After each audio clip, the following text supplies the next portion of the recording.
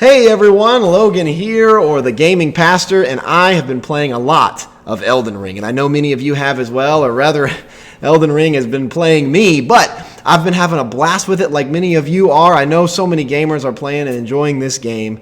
And yes, like the title says, I am a full-time youth pastor, and I like and play a lot of video games. Yes, it is possible for a pastor to like and play video games, so here is a pastor's review of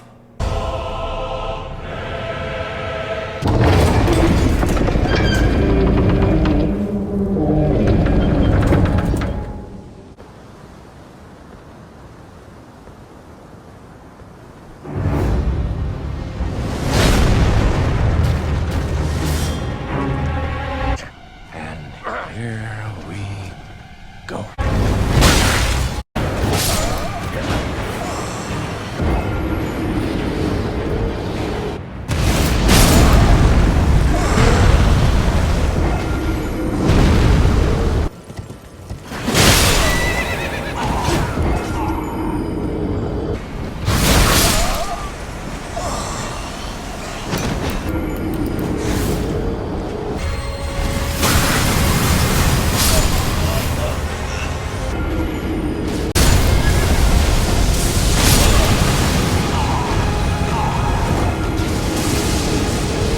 Honestly, I could end this review right there and so many people would understand exactly how I feel. Anyone that has ever played a From Software game knows what it's like to die a lot. In Elden Ring, death is your counterpart and failure is your friend. It's a harsh world out there in the lands between of Elden Ring. I've been butchered, I've been maimed, I've been cleaved and cut and shamed, and yet, just like some reoccurring nightmare, it keeps happening over and over again. How is this game fun? Because it is fun. I just don't always understand how. It's like when you're hanging out with your best friends and someone puts together this concoction of a whole bunch of individually good things, like ketchup, hot dogs, bread, cheese, hot sauce, and then puts it all together in a blender. This death concoction is truly terrible, but you just have to try it. This, my friends, is the Elden Ring experience in a nutshell. One big brutal concoction of death that I should honestly hate, but somehow I keep coming back and I keep having fun. Now let me say, I am a complete From Software noob. I have absolutely no idea what I'm doing in this game. And after 60 some odd hours spent in this world, I am nowhere near finished, and I still mostly feel like I have no idea what I'm doing. Come to the lands between for the Elden Ring? Of course you have. No shame in it. I've never played a single From Software game before, and seemingly like many others, the open world of Elden Ring and the accessibility of the title drew me in. And maybe I'm starting to see why the fan base for these games is so die-hard with their love for FromSoft games. Or maybe I've simply drank the death concoction Kool-Aid and I have been ushered into the insanity, and now there's no way out. That being said, I know there's lots of new players to Elden Ring out there, and by new I mean players like me that are just now getting into their first From Software, SoulsBorne type games. And it's interesting to see because I'm not bad at video games. Like, I'm pretty decent, probably above average at video games. But this freaking game makes me feel like I'm just a little newborn fresh out of the womb, which explains why I've debated curling up in the fetal position and giving in to the despair that this game has made me feel multiple times over. I don't think I've ever played a video game where as I am playing the game, I feel like a newborn baby giraffe trying to walk for the first time.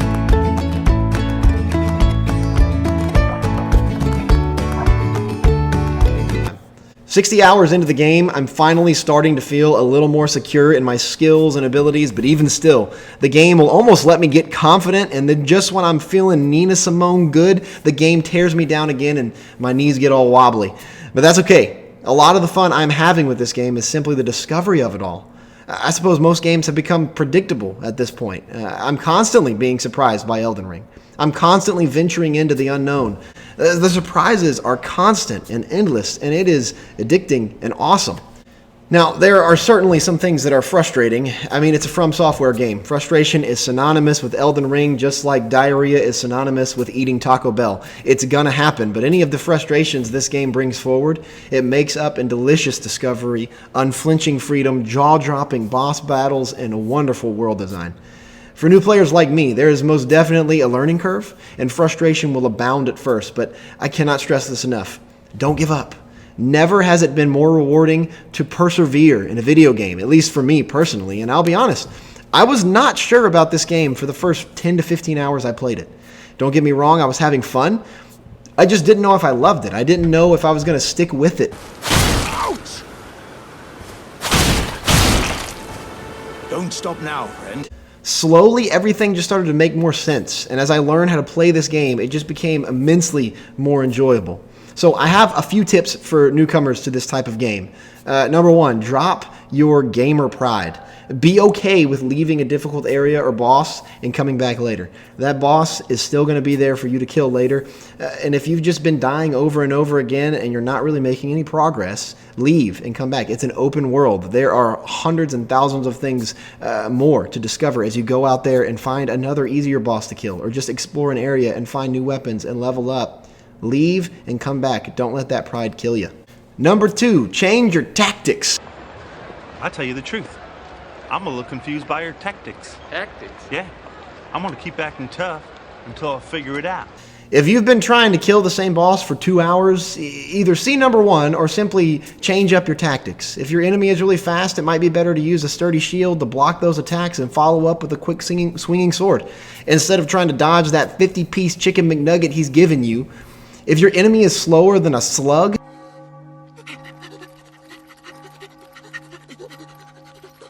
just wear a light load and hit him with a heavy, hard-hitting haymaker. The combat here is almost endless. The possibilities that this game gives you, it lets you experiment and figure things out for different kinds of enemies. So do that.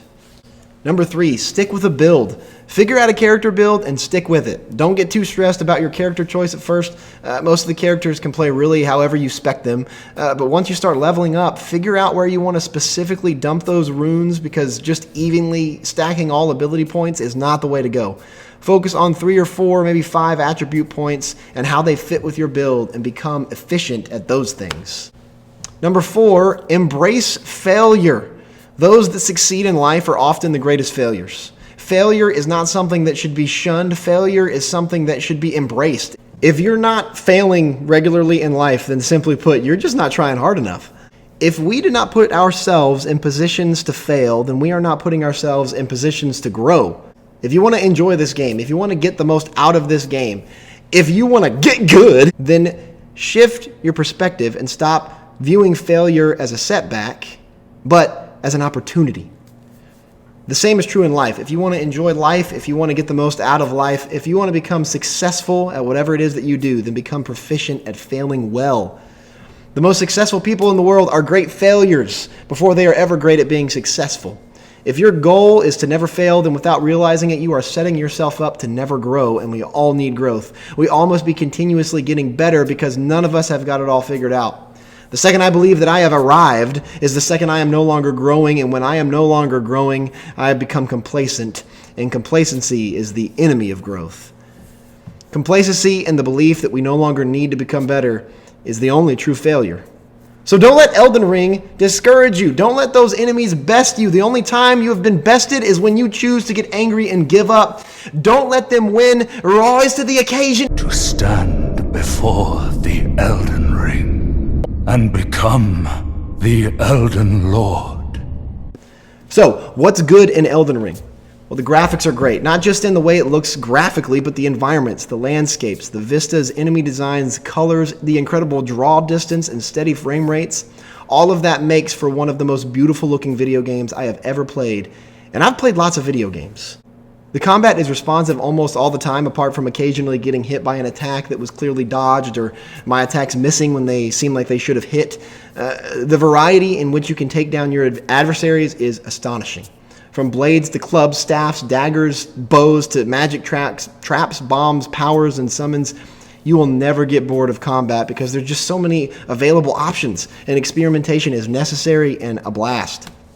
The boss fights are bombastic spectacles and are rarely similar, forcing you to stay on your toes and at the top of your game. And when you finally take down that big bad that's been humiliating you, just like that bully in middle school that used to take your lunch money, well, there's no greater feeling of accomplishment in video games.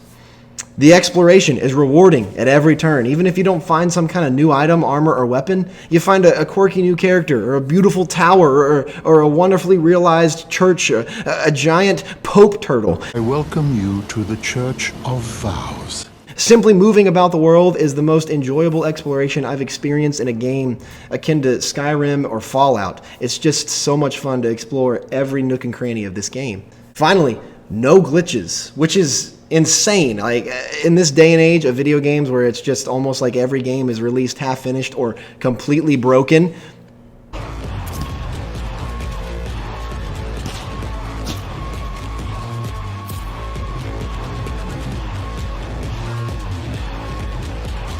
Elden Ring just runs wonderfully. Literally, in my 60 hours of gameplay in this game, I have not once experienced a glitch or anything broken or anything out of place. I literally can't think of a single time anything has happened. My game has never crashed one time. Like, it's fantastic that this game actually works.